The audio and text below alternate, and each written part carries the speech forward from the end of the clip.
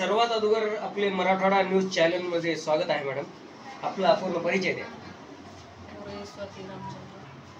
आपल्या शाळेचे नाव.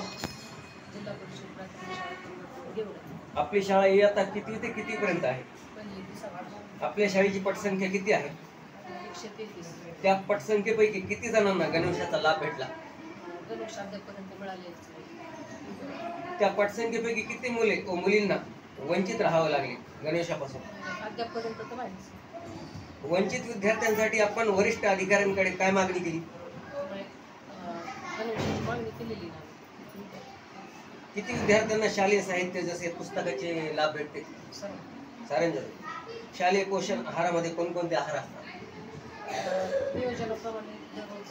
आठवड्याची 7 दिवसामध्ये काय काय असतं? सोमवार ते शनिवार खिचडी, उसळ भात, आमटी भात. शेवटी सहकार्य केल्याबद्दल मराठवाडा न्यूज तर्फे आपले स्वागत आहे.